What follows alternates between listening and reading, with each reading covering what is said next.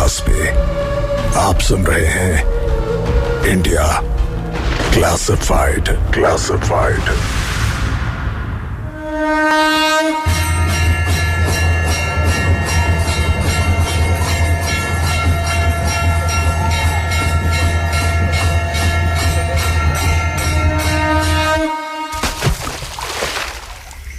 कुंभ ये एक मेला नहीं, एक पर्व नहीं, बल्कि भारत की सभ्यता का एक ऐसा प्रतीक है जिसे इंटरनेशनल मीडिया भी बड़ी उत्सुकता से देखती है। हर साल कुंभ मेला अपने साथ कई रंग लेकर आता है, लेकिन इस मेले से जुड़ी साइंस से शायद बहुत कम लोग रूबरू हैं। ऐसी कई थ्योरीज हैं जिन्हें साइंटिस्ट और कॉस्मोलॉजी एक्सपर्ट्स सालों से प्रूव करने की कोशिश कर रहे हैं। कुछ ऐसे साइंटिस्ट भी हैं जो इन थ्योरीज को प्रूव करने के लिए आए तो थे, लेकिन उसके पीछे का सच जानकर वापस लौट गए। और आज किसी से भी वो इंफॉर्मेशन शेयर करने से इनकार करते हैं। इतिहास की किताबें कहती हैं कि चीन के ट्रेवलर हेन सांग पहले व्यक्ति थे जिन्होंने कुंभ मेले का उल्लेख अपनी डायरी में किया था। हैरानी की बात यह है कि वो अकेले नहीं थे जिन्होंने इस 75 दिनों तक चलने वाले उत्सव को अनुभव किया था। उन जैसे और भी थे। इतिहास, धर्म और विज्ञान से मिली जानकारी इस बात की ओर इशारा करती है कि कुंभ मेला एक धार्मिक पर्व से ज्यादा भी कुछ है। और वो कुछ क्या है, ये जानने की कोशिश करेंगे हम इस एपिसोड में।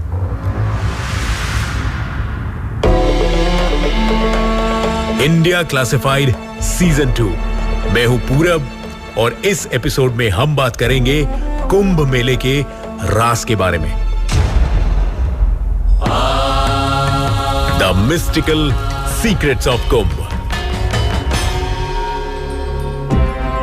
पुराणों के अनुसार समुद्र मंथन से 14 रत्नों की प्राप्ति हुई, जिनमें पहला विष था तो आखिरी अमृत। अमृत पाने की होड़ ने एक युद्ध का रूप ले लिया, एक भयानक युद्ध। असुरों से अमृत की रक्षा के उद्देश्य से इंद्रपुत्र जयंत उस कलश को लेकर वहां से पलायन कर गए। युद्ध 12 वर्षों तक चला। इस दौरान सूर्य, चंद्रमा, गुरु एवं शनि ने अमृत कलश की रक्षा में सहयोग दिया। धर्म ग्रंथ कहते हैं कि इंद्र के बेटे जयंत के घड़े यानी कुंभ से 12 सालों में अमृत की बूंदें 12 अलग अलग स्थानों पर गिरी। इन 12 स्थानों में से 8 देवलोक में है और 4 मानवलोक में। भारत में इन 4 स्थानों का नाम है हरिद्वार, उज्जैन, नासिक और प्रयाग।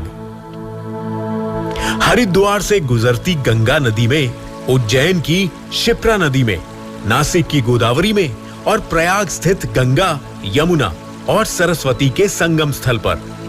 इन सभी स्थानों पर 12-12 साल में एक बार कुंभ मेले का आयोजन होता है। कुंभ का शाब्दिक अर्थ कलश होता है। ज्योतिष ज्ञान कहता है कि कुंभ का महत्व बृहस्पति के कुंभ राशि में प्रवेश तथा सूर्य के मेष राशि में प्रवेश के साथ जुड़ा है। ग्रहों की स्थिति हरिद्वार से बहती गंगा के किनारे पर स्थित हर की पौड़ी स्नान पर गंगा जल को मेडिसिनल बना देती है। साथ ही उन दिनों यह पानी अमृत के बराबर मान लिया जाता है, इसीलिए इसे महाकुंभ कहते हैं। और यहाँ 5 करोड़ से भी ज्यादा संख्या में श्रद्धालु पहुंचते हैं। कुंभ मेले का तीसरा स्थान है नासिक। भारत के 12 ज्योतिर्लिंग में से एक त्र्यंबकेश्वर नासिक में स्थित है।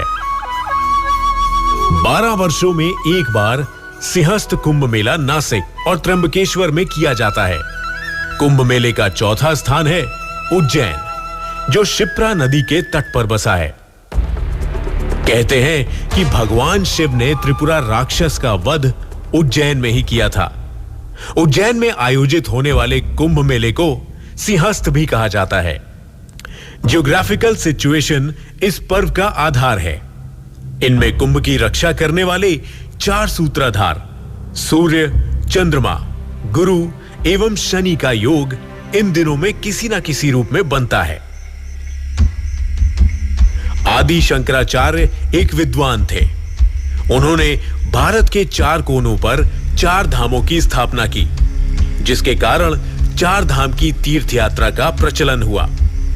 कहा जाता है कि उन्होंने ही भारत की संत शक्ति को गिरी, पुरी, भारती, तीर्थ, वन, अरण्य, पर्वत, आश्रम, सागर और सरस्वती नामक 10 वर्णों में गणित किया और भारतीय समाज के प्रत्येक वर्ग में धर्म चेतना जगाने का दायित्व उन्हें सौंपा।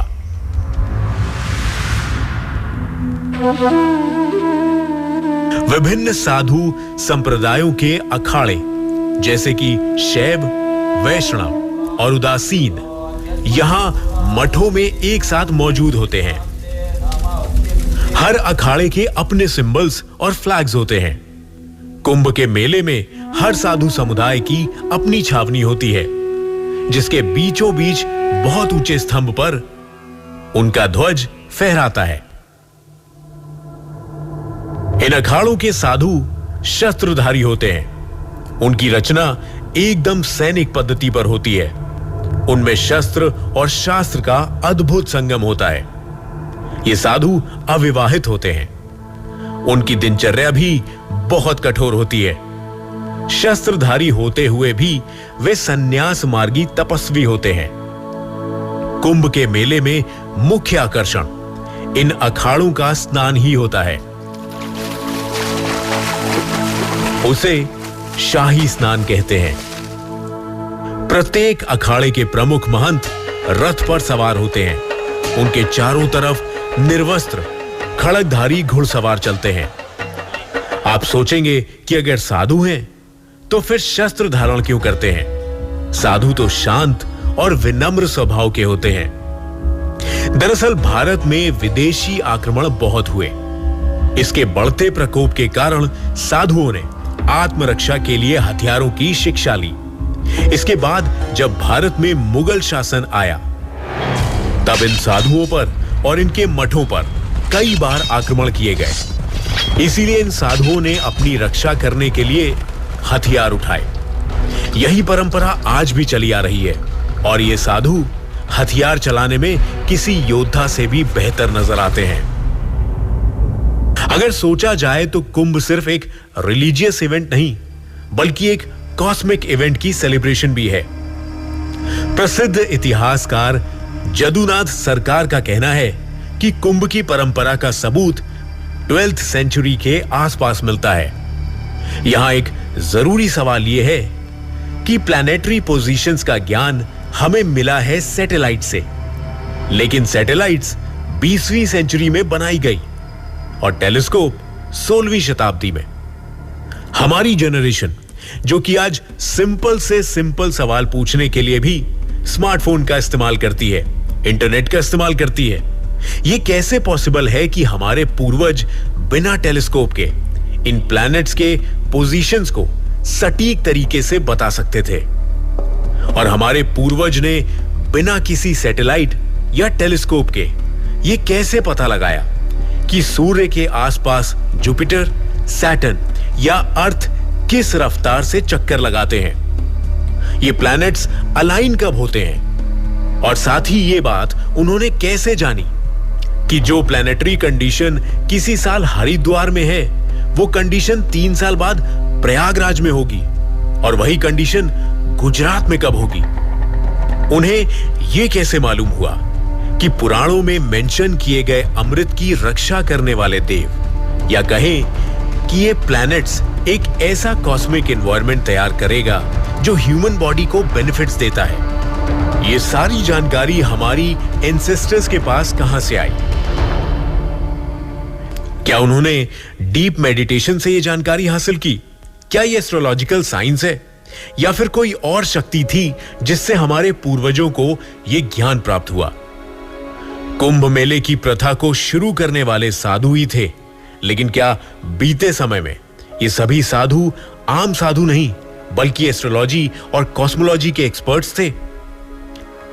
क्या इसीलिए वो एक्सपेरिमेंट्स करने के लिए हर 3 साल के बाद कुंभ के स्थानों पर आते थे। साइंस को कुछ भी प्रूव करने के लिए प्रूफ की जरूरत होती है। प्रूफ यानी कि तथ्य, सबूत। तथ्य मिलना आसान नहीं है। एक्सपर्ट्स सजेस्ट कर चुके हैं कि कुंभ स्नान से पहले ईसीजी, सलाइवा, ईईजी जैसे कुछ बॉडी टेस्ट होने चाहिए, ताकि स्नान से पहले और बाद के टॉक्सिक लेवल में फर्क देखकर कुछ स्टडीज की जा सके। ऐसे और भी कई सुझाव नेशनल और इंटरनेशनल साइंटिस्ट दे चुके हैं, लेकिन इन टेस्ट को करना इतना आसान नहीं है। हर साल कुंभ में आने वाले लोगों की भीड़ बढ़ती जा रही है। एडमिनिस्ट्रेशन के लिए कुंभ ऑर्गेनाइज करना एक बड़ा चैलेंज है। ऐसे में साइंटिफिक थ्योरीज प्रूफ करने के लिए टेस्ट के बंदोबस्त करना नामुमकिन जैसा है। शायद फ्यूचर में जब कुंभ मेला ज्यादा ऑर्गेनाइज ढंग से होने लगेगा, तब ये टेस्ट और थ्योरीज को स्टडी कर पाना थोड़ा आसान हो जाए। तब तक के लिए हम सिर्फ इस सब्जेक्ट पर विचार कर सकते हैं और आपस में आइडियाज एक्सचेंज कर सकते हैं। इंडिया क्लासिफाइड की टीम का विश्वास है कि कुंभ मेला अपने अंदर कई राज छुपाए हुए है। अगर आपका भी यही विचार है तो हमें जरूर बताएं। मुझे मेरे इंस्टाग्राम हैंडल आरजे पूरब पर डीएम करिए या फिर रेड एफएम पॉडकास्ट के इंस्टाग्राम पेज पर मैसेज कीजिए या फिर हमें मेल कीजिए ऑन podcast@redfm.in पर। ख्याल रखिए और सुनते रहिए इंडिया क्लासिफाइड सीजन 2। मैं हूं पूरब, मिलता हूं आपसे अगले एपिसोड में।